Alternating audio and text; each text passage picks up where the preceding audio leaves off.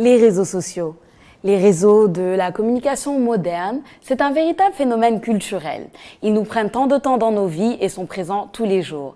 C'est notre sujet du jour aujourd'hui dans Idées, cette émission où nous menons des débats de fond sous la bonne forme. Et qui d'autre pour parler de réseaux sociaux que deux experts ou deux influenceurs, comme on les appelle dans le jargon digital, qui nous rejoignent sur le plateau. Bonsoir, comment allez-vous? Ça va très bien, merci. Merci d'être là. Alors, on vous présente sans plus tarder aux téléspectateurs. Nous avons Babacar Ndao Faye, qui est de chez nous, journaliste rédacteur en chef du site E-Media SN, ancien conseiller en communication au ministère de l'écologie, passionné du digital et très présent sur les réseaux sociaux depuis une dizaine d'années. Et Madame Djali Badjan, vous êtes blogueuse et activiste sénégalaise, social media manager, ce qui veut dire que vous êtes manager de médias sociaux en général. Vous êtes consultante formatrice en médias sociaux, spécialisée en genre et protection de l'enfant, membre de la Ligue africaine des blogueuses en santé, population et développement. Et vous avez eu à initier une campagne de sensibilisation sur les réseaux sociaux contre le coronavirus récemment. Madame Djali Badjan, si je vous demandais quel est le réseau social que vous préférez, ce serait lequel? Question difficile à répondre. Moi, je suis un peu partout. Et selon l'utilité, selon la période, selon la nature de la communication que je fais, j'utilise un réseau, mais c'est vrai que j'adore Twitter. Twitter. Est-ce que vous aussi, Monsieur Babacar? Je dirais que la réponse serait pratiquement la même.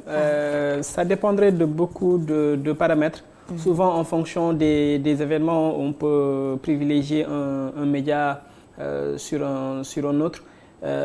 Mais pareillement, je suis de plus en plus actif sur Twitter que sur Facebook, même si je dirais comme nous tous, nous avons commencé à être très actifs d'abord sur Facebook, qui a d'abord permis de se retrouver avec un cercle d'amis qu'on avait perdu de vue, et ainsi de suite. Mais sur le plan professionnel, je pense que j'utilise beaucoup plus Twitter que les autres médias sociaux. Donc Twitter, tout à l'heure vous nous expliquerez pourquoi et puis la différence entre les applications dépendamment de la communication que vous faites. Alors l'utilisation d'Internet au Sénégal, elle est en pleine expansion depuis quelques années. On sait qu'en 2018, les statistiques indiquaient qu'elle atteignait plus de 9,6 millions d'utilisateurs, rien que dans notre pays. Mais qu'est-ce que ça représente vraiment, concrètement, pour vous qui êtes expert dans le domaine? C'est quoi la portée d'Internet dans la vie des Sénégalais aujourd'hui? Une portée, je dirais, on débute. Il faut le dire aussi. 9 millions de personnes connectées, ça ne veut pas dire 9 millions de personnes sur les réseaux sociaux. Sur Facebook, je pense que le Sénégal atteint 3,8 millions de comptes actifs. Donc, c'est encore un quart de la population sénégalaise. Même si par rapport à moi, aux thématiques que j'aborde souvent, c'est mon terrain de travail, vu que je m'adresse aux femmes et aux jeunes. Et statistiquement parlant, on sait que les réseaux sociaux sont principalement peuplés de jeunes et de femmes et de personnes d'un certain niveau, d'une certaine catégorie sociale. La portée, c'est que maintenant, on arrive à toucher tout le monde. C'est le grand avantage, c'est la grande révolution que les réseaux sociaux ont pu donner. Et ce qui fait que dans les programmes où je suis, je peux travailler à Kédougou, je peux travailler à Tambacounda, je peux travailler à Matam, à Dakar, avec tout ce beau monde-là, pourtant en étant à Dakar. Et ça donne beaucoup plus de résonance à ce que nous sommes en train de faire sur le terrain. Intéressant. Monsieur Babacar, pour vous, l'importance des TIC, c'est quoi? Donc des technologies de l'information et des communications dans le pays. Est-ce qu'elles ont vraiment une portée économique sur le Sénégal? On a intérêt à ce qu'il y ait cette importance dans notre vie de tous les jours. On le voit dans le contexte actuel aujourd'hui, où on parle de télétravail, de confinement, enfin un langage qui nous est pratiquement nouveau. Et on se rend compte que tout ce qui avait pris quelque part d'avance, se sont relativement bien tirés de cette période. Quand on entend ce que dit Djali, Ça veut dire que cette situation exceptionnelle que nous vivons en ce moment avec les interdictions de déplacement, ça ne l'empêche pas de faire son travail de tous les jours. Alors que ceux qui n'avaient pas anticipé en faisant ce pas-là auront forcément à vivre les effets négatifs de cette situation nouvelle. Donc c'est dire qu'il y a plein de paramètres aujourd'hui qui nous auraient facilité beaucoup de choses. On parle de plus en plus de dématérialisation, on parle de plus en plus de travail à distance et autres, mais je pense que ça ne doit pas s'arrêter dans les discours aujourd'hui. Quand on voit nos autorités faire tout un plat d'une réunion qui s'est déroulée en visioconférence, c'est juste pour dire qu'en fait les technologies de l'information et de la communication, il est très important que les autorités, que les officiels s'en saisissent comme un outil de travail qui permet de faciliter, de gagner en temps. Déjà, quand on gagne en temps, on gagne beaucoup de choses, mais également de gagner en termes de logistique, en termes de moyens à déployer et autres. Donc, je pense que dans la vie de tous les jours et comme dans la vie, même en termes d'efficacité, je l'appelle de tous mes voeux. Quand je dis tout le temps qu'il est important que des structures comme la police, des structures officielles soient présentes officiellement sur les réseaux. Ça aurait permis, je pense, de régler beaucoup de problèmes que ne peuvent régler un appel quotidien ou un déplacement vers un poste de police, par exemple. Donc l'efficacité et puis le fait de gagner en temps, c'est important. Vous avez parlé de télétravail, ce qu'on entend maintenant actuellement dans le contexte du coronavirus. Est-ce que vous pouvez expliquer c'est quoi le télétravail pour les gens qui ne savent pas et son importance justement aujourd'hui, Djali? Personnellement, je suis en télétravail depuis bientôt 5 ans. Ah, c'est pas nouveau pour vous? Pas du tout. Je suis dans un domaine où je n'ai aucune obligation d'être au bureau, entre 4 murs, le cadre formel.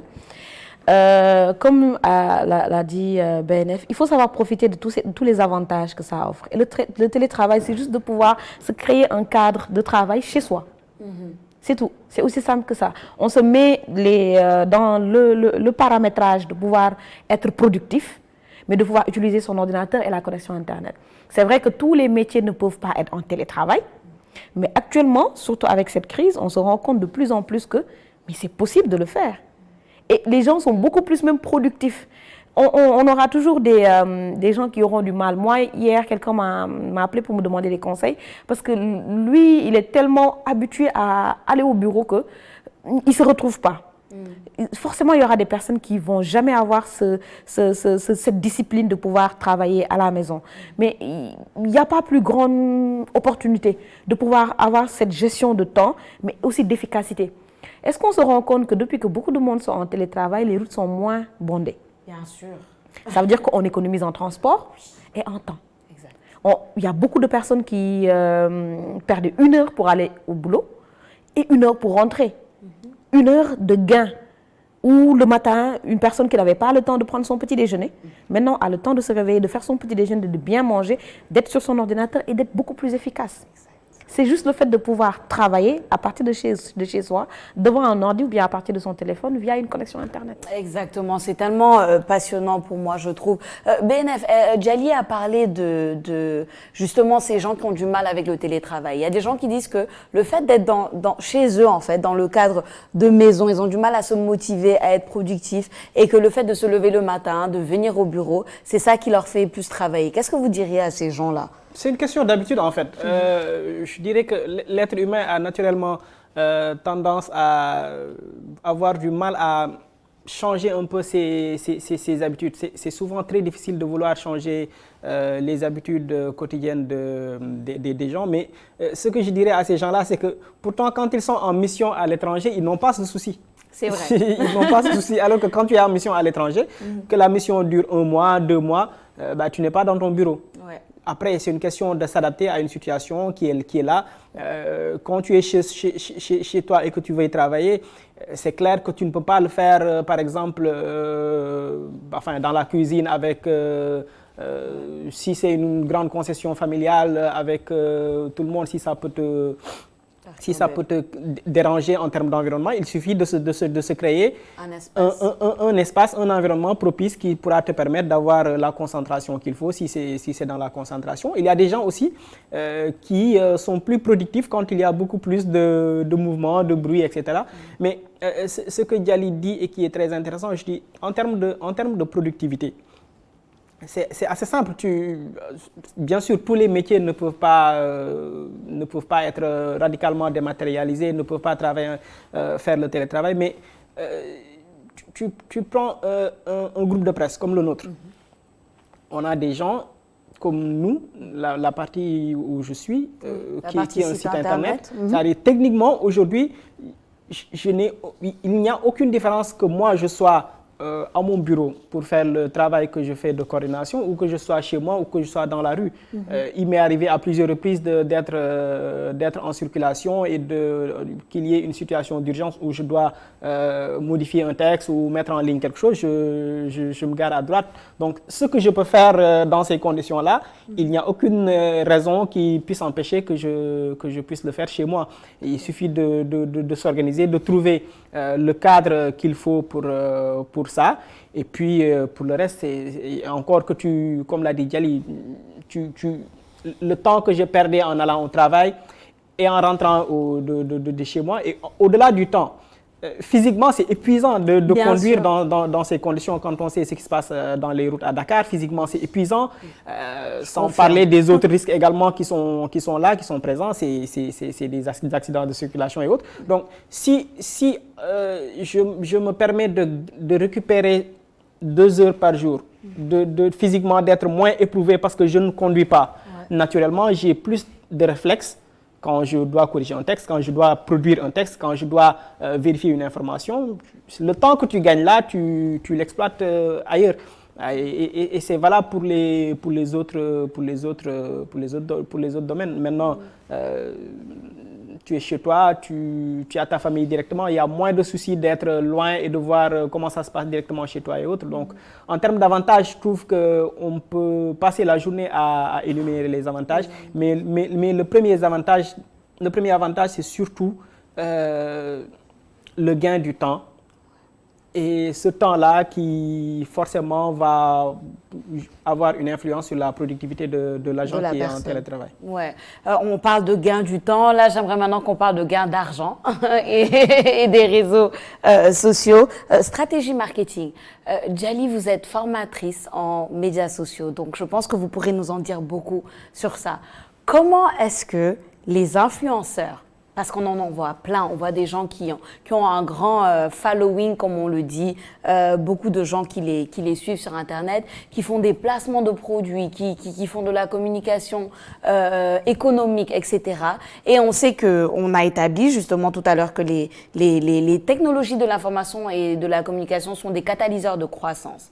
Donc, en termes de stratégie marketing, comment est-ce que les influenceurs font leur argent sur Internet? Dites-nous tout. D'accord. Donc, je vais juste revenir sur un petit point, c'est sur le mot influenceur. Il y a beaucoup de personnes que ça dérange. Oui. Alors que c'est l'occasion d'expliquer. C'est pas quelque chose de mal ou quelque chose de... Moi, j'assume complètement et entièrement mon statut d'influenceur. C'est juste le paramètre qui a changé. Mais avant, quand Youssou N'Dour se permettait porter le combat de l'ONU, faisait une publicité à la télé et tout, c'est parce qu'il était influenceur. C'est aussi simple que ça. C'est juste le paramètre qui a changé, le canal de communication qui a changé. Et ça s'est démocratisé. Ce n'est plus réservé à certaines personnes qui avaient un certain aura. Une personne qui crée sa communauté, peu importe le sujet sur lequel il discute, peut influencer dans la mesure où cette communauté la suit. Et pour cette communauté, c'est un peu un porte-voix, peu importe le sujet ou le domaine. On en voit beaucoup. Moi, je considère comme influenceur toute personne qui, à travers sa plume, à travers sa présence sur les réseaux sociaux, peut apporter un plus, peut apporter une certaine influence ou bien peut faire prendre des décisions. Maintenant, comment ça rapporte de l'argent? Comme tu as dit, Sophia, ça dépend de ce qu'on est en train de faire. Il y en a beaucoup qui font beaucoup de placements de produits sur leur propre compte, propre réseau. Il y en a qui monétisent leur compte, que ce soit sur YouTube ou ailleurs. Il y en a qui profitent aussi de l'aura qu'ils ont sur les réseaux sociaux pour parler de tel ou tel sujet et se faire rémunérer derrière, pour participer à tel ou tel événement et se faire rémunérer derrière. Il y a mille et autres manières de pouvoir rentabiliser la communauté que l'on crée, l'influence qu'on a et un peu le lobbying qu'on fait sur les réseaux sociaux.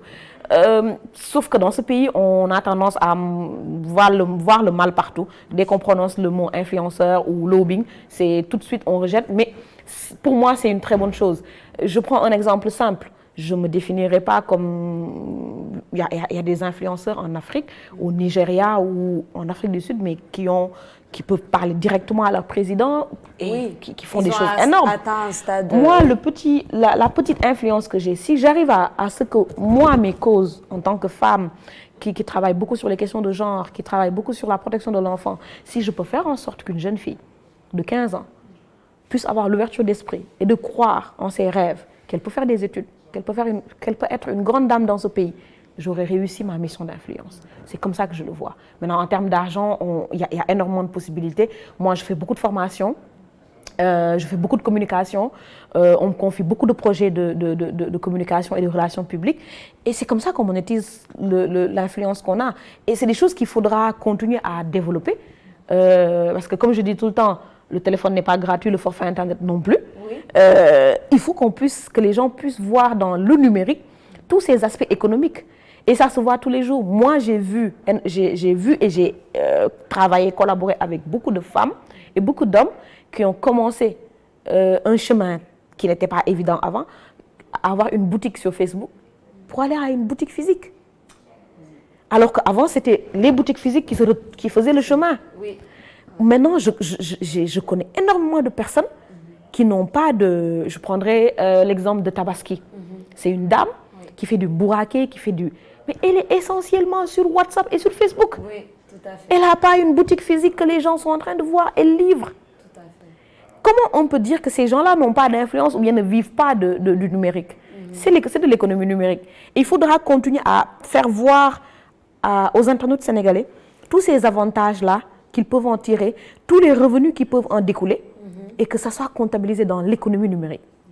Ouais.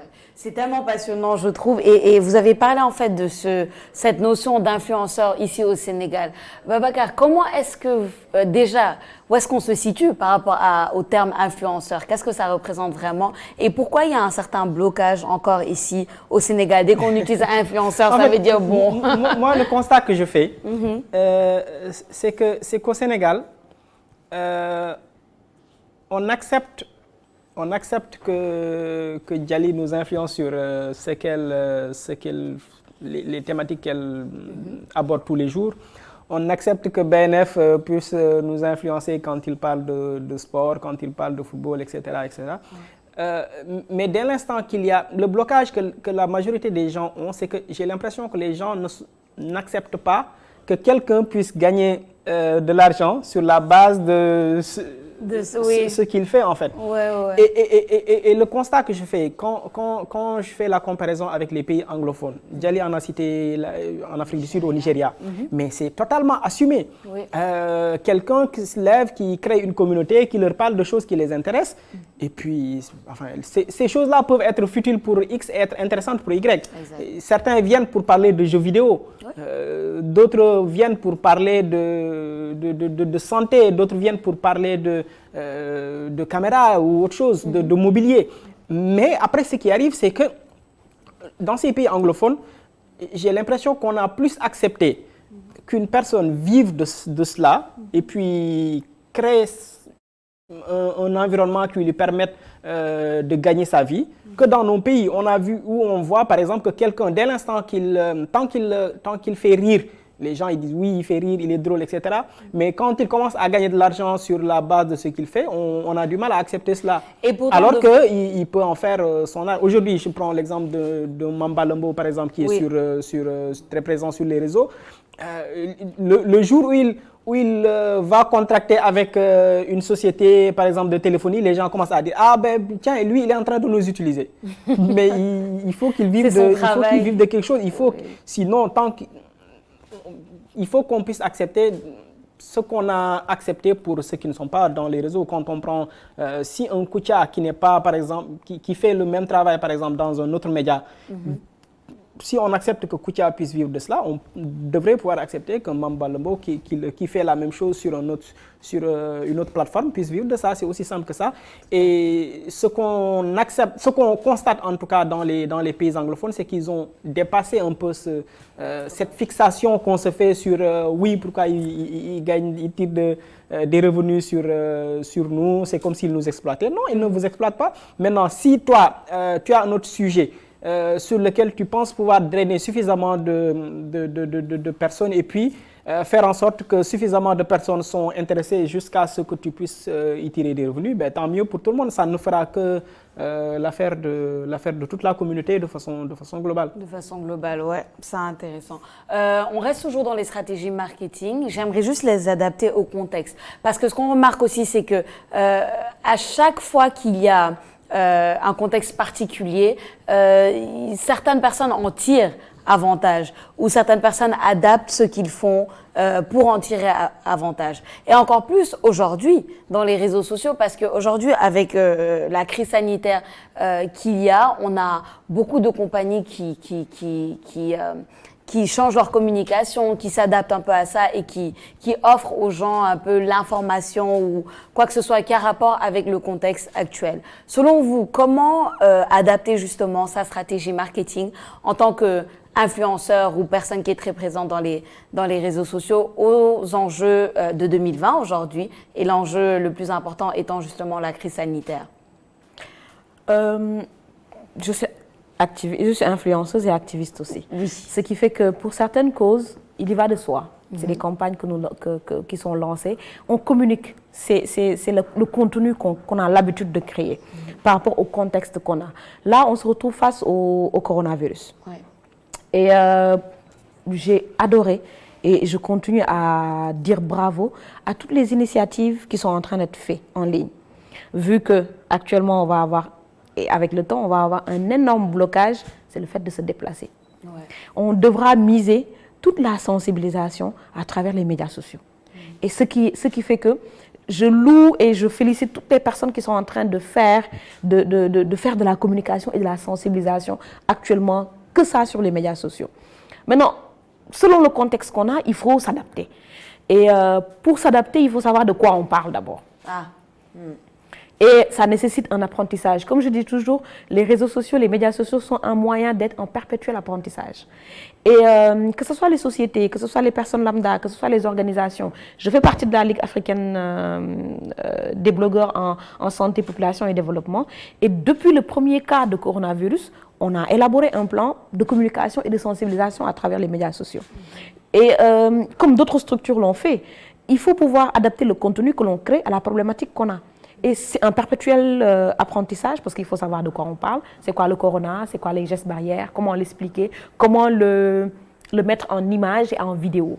En sachant qu'on est dans un pays où l'écriture, le fait d'écrire n'est pas trop... les gens ne lisent pas. Oui. Les gens regardent et visionnent. Donc, comment adapter les messages qu'on veut faire passer aux canaux de communication, mais au contenu qu'on veut créer. Et ça, c'est tout un travail de groupe. Avec la Ligue africaine des blogueurs en santé, avec l'App Santé, on a créé des messages vidéo en langue locale, ce qui n'était pas gagné. Alors que nous, au départ, ce qu'on voulait juste faire, c'était créer des petites vidéos, des petites capsules vidéo pour expliquer c'est quoi la maladie, c'est quoi faire les gestes, c'est quoi les gestes barrières, c'est quoi les symptômes et tout. Mais on s'est dit, tiens, tout le monde ne parle pas français et tout le monde ne comprend pas Wolof. Tout à fait. Pourquoi ne pas se mobiliser et faire des messages en Peul, en Serer, en Diola, en Djahanké, en Soninké, en toutes les langues qu'on peut avoir. Et la machine était lancée, on s'organise et la chose elle est faite. Ouais. Et ça, l'adaptation là, c'est par rapport, finalement ça devient même, je dirais pas, ça devient naturel. On arrive à le faire naturellement. Ouais, ouais. Babacar, tout à l'heure, on était en train de rigoler un peu avant de commencer l'émission par rapport à cette addiction un peu qu'on peut avoir aussi des réseaux sociaux, qui peut aller jusqu'à même changer toute une morphologie tellement qu'on est baissé sur nos téléphones, nos ordinateurs, etc. Qu'est-ce que vous pensez de cette dépendance des réseaux sociaux? Parce que le revers de la médaille, c'est que beaucoup de gens en parlent et alertent les gens par rapport au fait que ça peut être addictif, comme une drogue finalement. Bon, avant de répondre à la question, permettez-moi juste de rebondir sur ce que dit Djali. Quand on voit tout ce qui a été fait en termes de communication autour de la crise sanitaire, on voit que les gens sont toujours, enfin les décideurs pour moi sont toujours relativement coincés sur les systèmes classiques. Oui. Et aujourd'hui, quand on se rend compte que à la télé, le ministre ou en tout cas les autorités disent aux gens éviter les rassemblements dans la rue, éviter d'aller à la plage, etc., etc. À quel public est destiné ce message? C'est généralement les jeunes. Bien sûr. Mais ces jeunes-là, aujourd'hui, pour la plus grande partie, ils ne regardent pas la télé. Non, ils sont connectés. Quand ils sont à la plage, ils sont avec leur téléphone. Quand ils sont au terrain de football, en tout cas, ceux qui ne sont pas en train de jouer, ceux qui sont sur la touche, ils sont avec leur téléphone. Il arrive même de voir quelqu'un voilà, courir, faire son petit jogging en ayant son téléphone. Donc, il faut aller toucher cette cible-là, là où elle se trouve, et je trouve que c'est le petit écart que les gens ont aujourd'hui. Et heureusement, il y a ceux qui sont aujourd'hui, tous ceux qui sont activistes, tous ceux qui sont très présents sur les réseaux n'ont pas attendu que les décideurs les rejoignent sur ce terrain pour faire ce travail-là.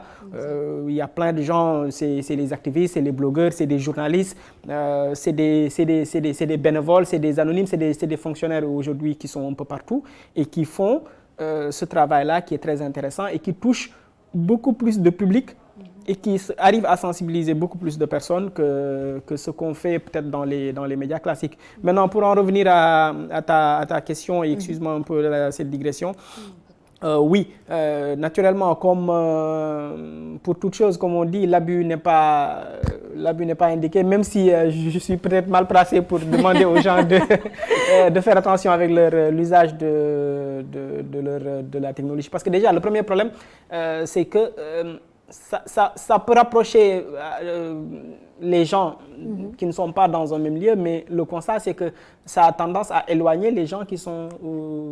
Et ça, c'est un premier problème, c'est un problème social. Aujourd'hui, si tu entres dans une maison et que tout le monde est scotché sur son téléphone, bien sûr, c'est de nature à créer des problèmes sociaux, alors que, naturellement, le papa doit plus discuter avec son enfant, le mari avec sa femme, la maman avec ses enfants, et ainsi de suite.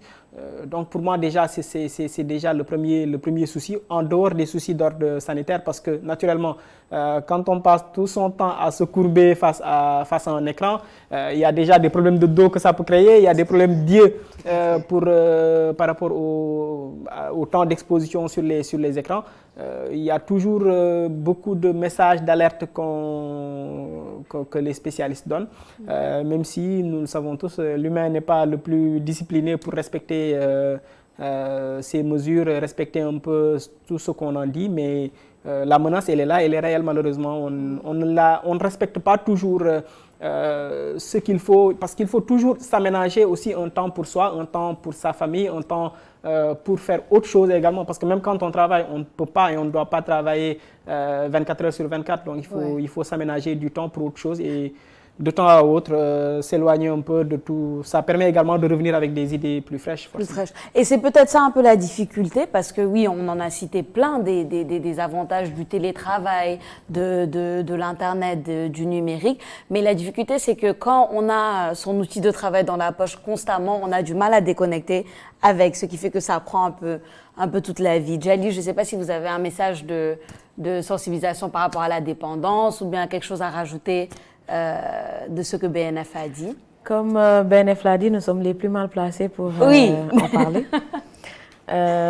Les gens comme moi ont toujours le téléphone. J'ai la hantise de ne pas avoir mon téléphone, juste le contact visuel. Mais c'est beaucoup de discipline. Il faut beaucoup se discipliner. Et à un moment donné, en tant qu'être humain aussi, on se rend compte qu'on franchit les lignes. Personnellement, j'ai instauré chez moi une règle très simple. devant la télé, pas de téléphone. Peu importe la personne. Ouais. Quand je vais au restaurant, quand je vais voir mes nièces, mes neveux, on se déconnecte pour être dans la sociabilité. Parce que plus j'avançais, plus personnellement je me rendais compte, et c'est flagrant, j'allais au restaurant avec quelqu'un et j'étais sur mon téléphone. Oui. La première fois que quelqu'un m'a fait la remarque, j'ai eu la honte de ma vie, et c'était vrai. Genre, en 30 minutes, en 1 heure de discussion, je ne pouvais pas décoller de mon téléphone. Et depuis ce moment-là, je me discipline beaucoup. Ouais. Mais comme tu as dit, avoir son outil de travail, surtout quand on est social media manager, on a des pages à gérer. Dès que ça fait titre, il faut qu'on aille voir qu'est-ce qui se passe, qui a commenté, est-ce qu'on doit répondre et tout. Ouais. Mais c'est beaucoup de discipline. Ouais. Il faut instaurer des règles strictes. Pour pouvoir aussi avoir sa vie pour faire autre chose, sortir la tête des écrans. En dehors même de l'aspect sanitaire, c'est de l'aspect social. Ouais. On se retrouve, moi je connais beaucoup de gens, et je sais que si je n'avais pas eu ce recadrage, je serais quelqu'un de très insociable. Là actuellement, avec le confinement, je m'auto-confine depuis au moins 1 mois, et le fait que je travaille beaucoup, je suis en télétravail depuis longtemps, j'ai la hantise de sortir. J'hésite, je cogite avant, parce que finalement on se retrouve même dans une situation où on a même peur de mettre le pied dehors, tellement on a sa zone de confort chez soi. Mais il faut sortir de sa zone de confort, comme je dis, c'est beaucoup de discipline, et on doit s'autodiscipliner d'abord. Mais c'est juste établir des règles simples et essayer de les respecter. Après, ça va aller, parce que l'addiction, elle est réelle. Oui, elle est réelle, elle est là. Il faut faire avec. Babacar, tout à l'heure, pour revenir à vos médias sociaux préférés à tous les deux, vous avez tous les deux dit Twitter. Je sais que pour les journalistes, c'est un peu la base. Twitter, c'est là où beaucoup d'informations circulent, etc. Mais à part ça, à part que c'est du métier, pourquoi Twitter ? Plus en détail peut-être, et c'est quoi en fait la différence de communication qu'il y a à travers les réseaux sociaux? Par exemple, quelque chose comme Twitter, quel genre de communication on va retrouver là-bas? Instagram, Facebook, quelle est un peu la différence? Déjà, c'est la communauté pour moi déjà qui devient une différence de taille. Généralement, quand tu es sur Facebook, tu as, disons, ta propre communauté, c'est des amis, c'est des collègues, ainsi de suite, c'est les amis de tes amis. C'est presque une communauté que tu connais, que tu maîtrises un peu.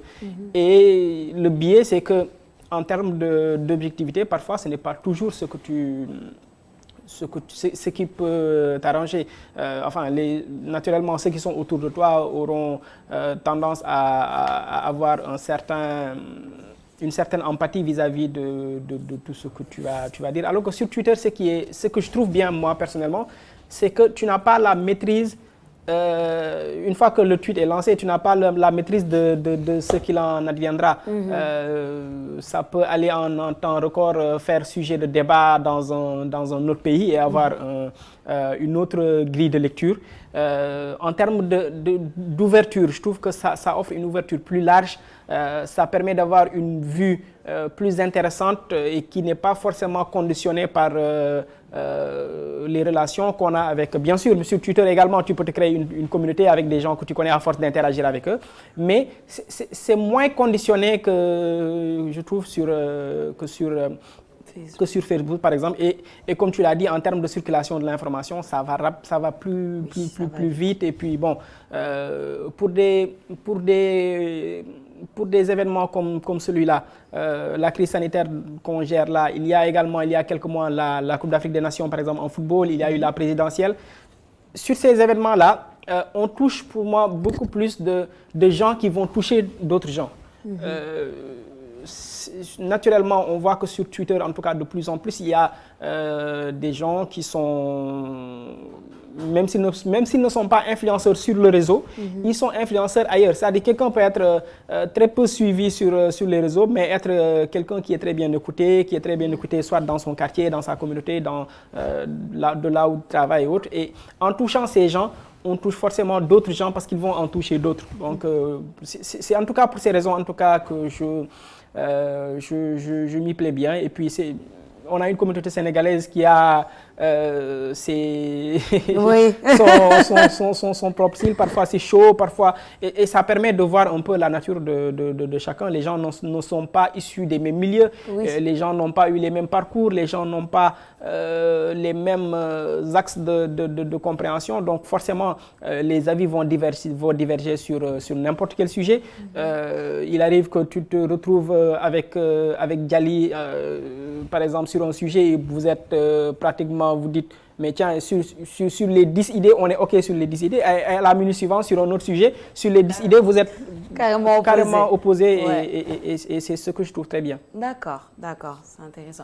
Et Djali, quelque chose à rajouter par rapport aux différences des différents réseaux sociaux? Je pense que c'est presque la même chose. Je dirais que les communautés sur Facebook, c'est beaucoup plus, on y retrouve beaucoup plus la famille. Oui.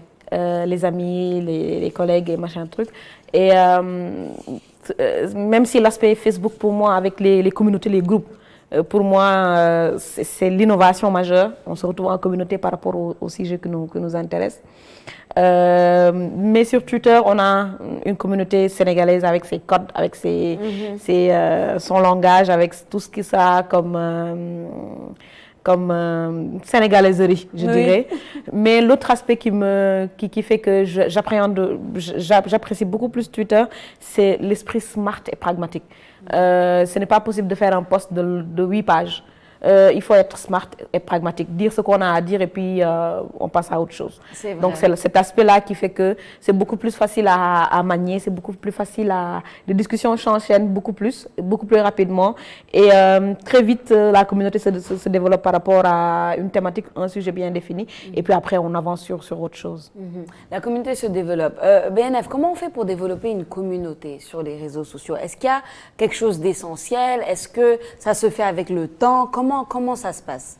Pas forcément avec le temps, puisqu'il y arrive que quelqu'un soit sur un réseau pendant longtemps et sans développer une communauté, alors qu'à côté, quelqu'un d'autre vient en 2 jours développer une forte communauté. Donc, c'est pas quelque chose de figé. Je dirais surtout, c'est déjà le plus important, c'est déjà le contenu, c'est-à-dire ce que tu proposes à la communauté pour qu'ils te suivent.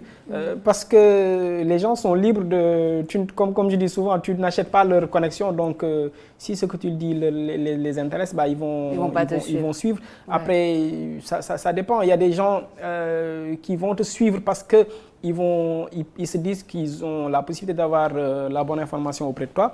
D'autres vont te suivre parce qu'ils soutiennent un peu une cause que tu défends. D'autres vont te suivre parce que vous avez les mêmes convictions sur le plan sportif, politique, religieux ou autre. Donc c'est surtout en termes de contenu. Maintenant, il n'y a pas de consensus. S'il devait y en avoir, la seule que je mentionnerais, c'est peut-être la régularité. C'est-à-dire, si tu es régulier, naturellement, il y a plus de chances que les gens viennent parce qu'ils savent que cette production de contenu ne s'arrête pas. Contrairement à, tu peux être intéressant. Aujourd'hui, par exemple, on peut donner l'exemple de Youssou N'Dour. Je pense que pour tout ce qu'il représente, il aurait, à mon avis, s'il avait été régulier sur les réseaux, c'est-à-dire même en publiant n'importe quoi, mais si les gens se disaient qu'il était là tous les jours en participant à quelque chose, il aurait forcément une communauté beaucoup plus grande. Ouais. Mais c'est parce qu'il n'est pas régulier. Il arrive sur Twitter, par exemple, il arrive qu'on passe 2 mois sans voir un truc. Donc forcément, il n'a pas le retour en termes de communauté qu'il suit. Donc je pense que s'il y a une seule constante à mentionner, ce serait surtout ça, la régularité. La régularité, d'accord. Est-ce qu'il y a des stratégies, Djali, de votre côté en tant que formatrice en médias sociaux qu'il faut suivre? Par exemple, quelqu'un vient vous voir, vous dit je veux développer une communauté sur les réseaux sociaux, ou alors je veux passer un message, ou je veux faire des réseaux sociaux mon métier et y gagner de l'argent. C'est quoi que vous lui dites en quelques mots, sans rentrer dans vos cours de formation? Comme BNF l'a dit, je pense qu'en dehors même en plus de ce point immuable qui est la régularité, c'est le contenu, comme il l'a souligné. Ce sont 2 choses qui vont de pair. Maintenant, ça dépend de qu'est-ce qu'on cherche comme audience et dans la durée. On peut avoir une audience on l'a vu dernièrement, de 100 000 et quelques, une journée, 2 jours, 3 jours. Au bout d'une semaine, les gens ils vont passer à autre chose. Parce qu'il y avait un contenu bien défini qui attirait les gens à un moment, à un instant T bien défini. Cet instant passe, les gens ils vont aller faire autre chose. Alors que le fait d'avoir un contenu régulier, comme il l'a dit, un contenu régulier est intéressant par rapport à ce qui nous intéresse, par rapport à ce qu'on veut aborder comme thématique, par rapport à l'utilisation qu'on fait des réseaux sociaux. Peu importe le temps que ça prendra, la communauté va se créer. Parce que sur les réseaux sociaux, il n'y a pas plateforme beaucoup plus démocratique que les médias sociaux. On ne peut pas obliger les gens à faire quoi que ce soit. Ouais. C'est par rapport au contenu que l'on propose et par rapport à la régularité que la communauté se crée et se consolide. Maintenant, dans le contenu, il y a beaucoup d'aspects qu'on peut prendre en compte selon ce qu'on veut vraiment en faire. C'est comme ça qu'on définit le contenu qu'on veut créer. Mais ce sont juste les deux seules bases sur lesquelles je pense qu'il faut s'appuyer pour pouvoir créer sa communauté. Maintenant, il y a autre chose aussi qui est très important pour moi, c'est la crédibilité. Ce qu'on est en train de... Peu importe le domaine dans lequel on évolue, il faut une crédibilité. Même quand on vend un stylo, il faut pouvoir être crédible dans ce stylo-là qu'on est en train de vendre. Si on dit que ce stylo va durer 2 ans, va écrire du noir foncé, bleu de nuit, il faut que ce soit crédible. Il faut que ce soit vrai et crédible. C'est tout. Il y a une chose qui se construit en 5 ans. C'est la crédibilité et la réputation sur les réseaux sociaux et qui se détruit en 5 secondes. Ah, oui, ça c'est important. Ce qui fait que c'est des choses qu'il faut prendre en compte en dehors du contenu et de l'aspect régularité. Cette crédibilité, dès qu'on l'a, dès qu'on acquiert ça, ça permet de pouvoir développer sa communauté sans même s'en rendre compte. Moi, je ne suis pas dans les calculs, je regarde rarement, peut-être sur Twitter, parce que j'étais très novice sur Twitter, mais quand je l'ai appréhendé et que j'ai eu mon premier 10 000 followers, j'en ai fait une grande publication, mais après j'ai arrêté ça n'a jamais été une réalité chez moi, c'était juste peut-être pour montrer que je suis partie de 0 à 10 000. Et puis de 10 000 à 30 000, et de 30 000 à truc. Mais ce n'est pas sur un chiffre sur lequel je me focalise. Les gens qui me suivent, peut-être ils vont suivre parce que j'ai une ligne éditoriale, j'ai une façon de parler, une façon de faire qui ne va pas certainement changer. Mais ils sont là et mais personne ne les... que vous avez développé. Vous avez dit, c'est ça ma ligne éditoriale. Voilà. Okay. Qu'ils soient là, qu'ils ne soient pas là, c'est quelque chose que je vais poursuivre. Qu'ils soient là, c'est encore beaucoup mieux parce qu'on va continuer à développer cette communauté-là. Mais il faut le faire avec cette base-là et puis laisser faire les choses. La magie des réseaux sociaux fait que, comme BNF l'a dit, on achète la connexion de personnes. Les gens ils sont libres d'adhérer à tel ou tel idéal et c'est cela la liberté d'expression aussi sur les réseaux sociaux. La liberté d'expression sur les réseaux sociaux. On arrive malheureusement presque à la fin de l'émission, donc je vais peut-être terminer avec ma dernière question pour tous les deux. En termes de télétravail, c'est quelque chose qui est très développé dans les autres pays actuellement avec la crise sanitaire, comme on le disait depuis le début. Le Sénégal se positionne où par rapport à ça? Est-ce qu'on a toutes les capacités vraiment technologiques pour que, disons, la plupart des gens, non seulement technologiques mais aussi culturelles, parce que c'est une question aussi mentale et culturelle, pour que la plupart des gens qui le peuvent puissent se mettre concrètement en télétravail et ne pas venir dans leur bureau? Non, je pense qu'il est encore trop tôt pour décréter cela au Sénégal. Déjà, le premier constat, c'est que les gens qui travaillent dans des secteurs qui peuvent faire du télétravail représentent une part vraiment très infime par rapport à la population active du Sénégal, qui, on le sait aujourd'hui, est grandement occupée par le secteur informel qui tire en réalité l'économie de ce pays-là. Et c'est le vendeur d'un café du coin, c'est celui qui a la petite charrette à gauche et à droite, celui qui vend des cacahuètes et autres. C'est des gens qu'on ignore tous les jours, mais ce sont ces gens-là qui en réalité tiennent l'économie de ce pays-là. Et pour la part infime de gens qui peuvent aujourd'hui s'offrir le luxe-là de rester chez eux et de continuer à être productifs, c'est une part vraiment trop infime. Et encore que même parmi ces gens-là, tout le monde n'est pas en réalité préparé à ça. Certains, naturellement, n'ont pas cette habitude-là, n'ont pas été préparés à ça. Il y a beaucoup d'entreprises qui auraient pu le faire et qui ne l'ont pas fait en amont. Et je pense que le truc positif à tirer un peu de cette crise-là, je l'espère à la sortie de cette crise-là, c'est que beaucoup parmi les entreprises ou parmi les travailleurs en tout cas, ont pu développer ou vont développer certains réflexes dans cette situation-là. Et ce sont ces réflexes-là qui, je l'espère, vont perdurer et vont leur permettre d'en tirer le bénéfice parce que ça doit servir à ça.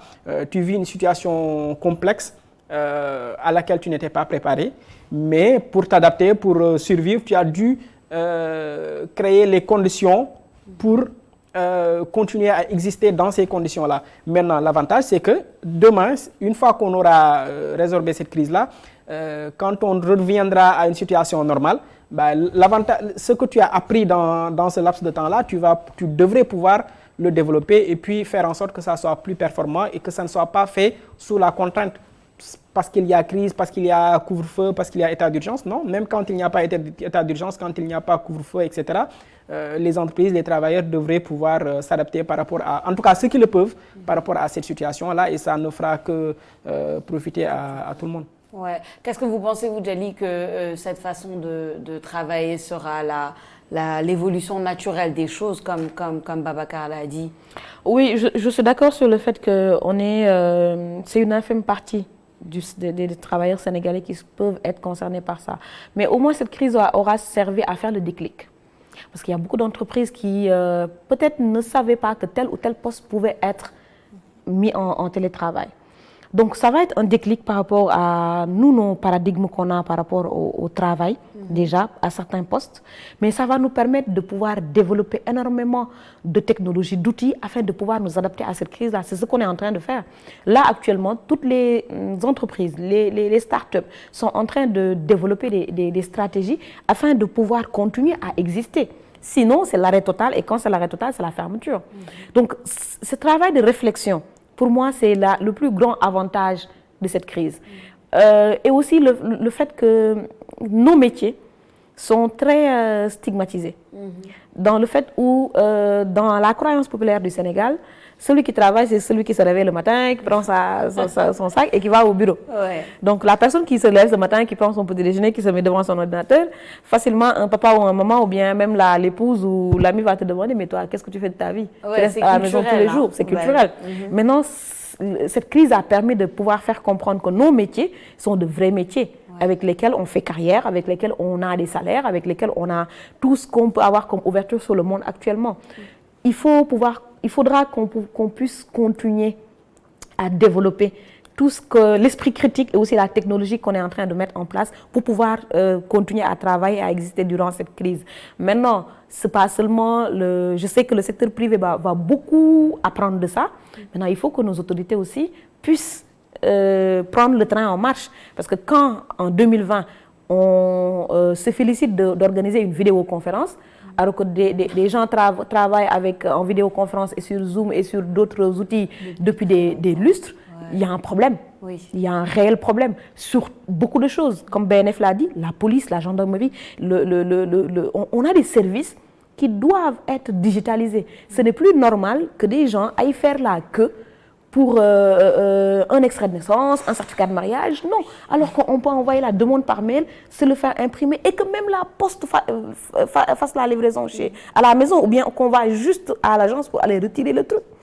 Et ça, il faut qu'en dehors du privé, je sais que le privé va beaucoup apprendre de cette crise, mais il faut que les pouvoirs étatiques puissent comprendre qu'actuellement, l'économie numérique a une part à prendre. On parle du secteur informel, mais l'économie numérique a sa part à prendre dans ce que nous sommes en train de faire et dans le digital en général. Exactement, c'est un super message de la fin, je pense. Je vous remercie tous les deux, c'était passionnant comme sujet, comme émission.